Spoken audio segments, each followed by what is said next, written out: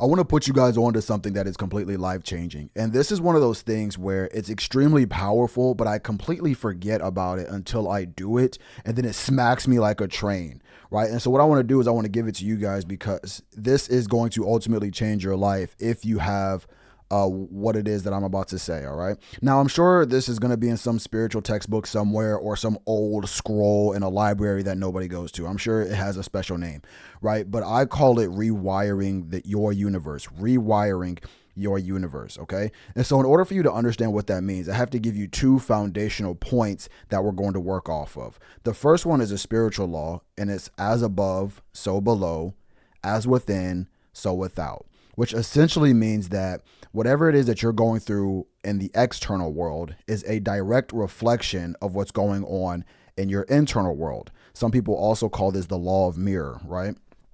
So again, as above, so below, as within, so without. So again, if anything is happening to you in your external world, that means there's something in the internal world that is a direct reflection of that. And so if you want to change the external, you have to change the internal. Okay, so that's the first point that I want you to hold on to. The second point that I want you to hold on to is that you are a projection machine. Your brain is a projection machine. So whatever the thoughts, the beliefs, the emotions that you hold on to or you constantly feel, you are going to project that out into the world. And of course, that coexists with as above, so below, as within, so without. Okay, so now that you guys understand those two things, right? Now we get to go into the tool that is rewiring your universe. So what do I mean by that? So like I said, you are a projection machine. So and just to make that a lot easier to digest, you guys ever heard something like you have to be careful with fear because if you fear it, all you're doing is attracting it to you. You guys ever heard something like that?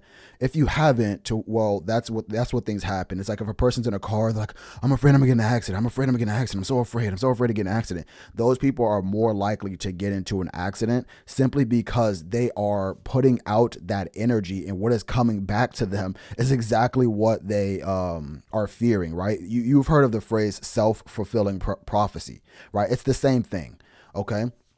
And so because of that, now that works on like a little way, right? That works on like a small scale. But you have to go deep into the unconscious and the subconscious, because where that energy lies, you have to be very careful to make sure that you don't have old patterns that's destroying your current life. Let me give you guys an example. So a long time ago, I used to have this belief, this limiting belief that I don't want to date a certain caliber of women unless I had certain things going on for myself, right? So for me personally, it was just something that I decided within my mind. It's like, I don't want to date 8s, 9s, and 10s unless I have my money right, my body's right, my masculinity's right. Like I just was in a great spot.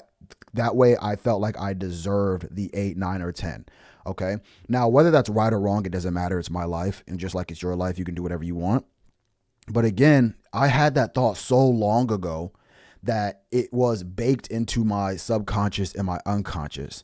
And again, a lot of us will have thoughts like this and not really even clock it. Like we don't even think about it. But again, it's so powerful that it's ruling over your life. So now, as I got older, I'm like, why can't I get this caliber of woman? Why can't I get this caliber? Like, what's going on? Like, why can't I do this? Every time I try, I'm getting rejected. Every time I go over there, this is happening. This is bad, blah, blah, blah. And the whole time was because I've blocked myself. I stopped myself from getting those things. And it was because of those limiting beliefs that I held. I said, I'm not going to get this until this.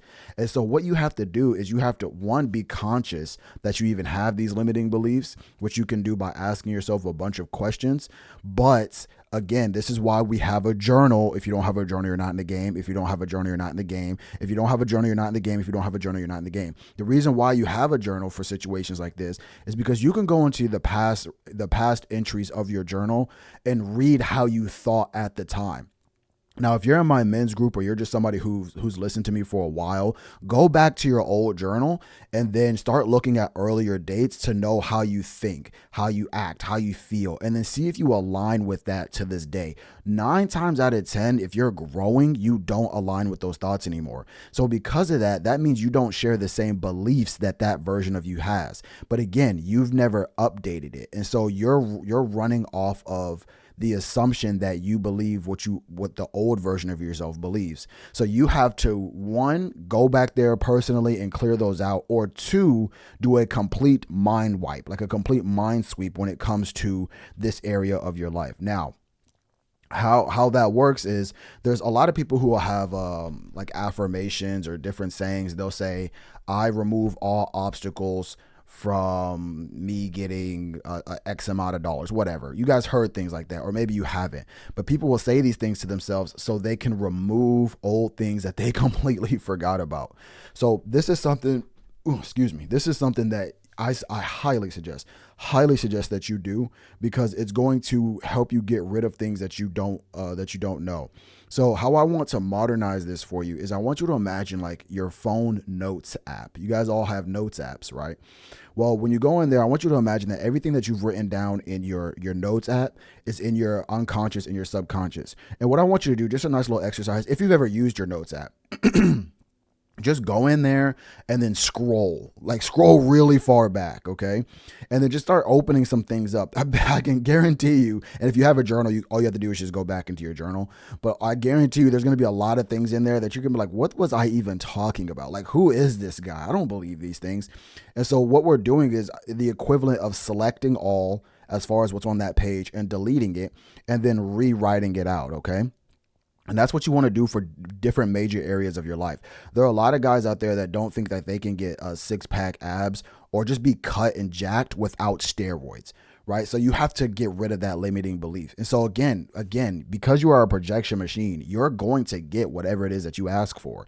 And that's the double-edged sword that is being in control of your universe. You're going to get everything that you ask for. This is why I always preach, like, bro, have a journal and start writing a bunch of positive things down that you want to happen in your life, because some of these things are going to end up happening to you. And so you want to make sure that you're not in this state, this bad state, either a state of fear, a state of lack, a state of wanting, a state of chasing. That way you're not the type of person who never gets the thing that they ask for. Does that make sense? So again, this is something that I really suggest that you guys do, because it's going to help tremendously. And the way that you do that, again, is first things first, you look at the whatever limiting belief that you have. Either it's for your health, either it's for your money, either it's for relationships, or either it's for like your purpose. There's a lot of limiting beliefs that you have to ask yourself, do I still believe in this thing? Or am I just saying this as an excuse? You get what I'm saying? And so, and again, this is, in a perfect world, you should be able to sit down, write out everything that you believe in, and then just like kind of update it. But the reality is you have to have a sense of self-awareness to where you kind of catch different thoughts, or you question different ideas that you have, right? So I know a popular one is a lot of guys won't go out and approach women, and then you ask them why, and most guys will give you some type of limiting excuse. They'll be like, oh, it's because I'm short. Oh, it's because I don't have a haircut. Oh, it's because I don't have the right clothes on. Oh, it's because of this. Oh, it's because of that. And whenever you start to have those thoughts, right, because it's a defense mechanism, which means it's going to trigger on its own, you have to question that thing. It's like, why does my height matter when it comes to attracting women? Maybe, how do I know that she doesn't like short guys, right? And again, you don't know that, but a lot of guys would be like, oh, come on, bro, what about the statistics and the averages? And it's like, yeah, you see what I'm saying? It's like people are defenders of a life of lack versus a supporter, an advocator of growth. You get what I mean? And so you have to be very careful with these things. And so whatever it is that you're having trouble in your life, ask yourself, like, what do you think about, or what are you thinking about? And then ask yourself, why can't you have the better version of that? Is it because you think you're mentally messed up? Is it because your actions don't match? Is it because what is it? And then effectively just make those changes. First, you start with the beliefs, then you change your feelings towards it, and then you start changing your actions towards it. And if you do this correctly, what's going to end up happening is it should be instant, right? But that's in a perfect world. Most times you guys are going to have to attack this thing over and over and over again until it effectively changes. All right. So if you found value in this, go into the comment section and type in value. I appreciate you guys for listening this far. And with that, I'll see you guys in the next one. All right. Peace out.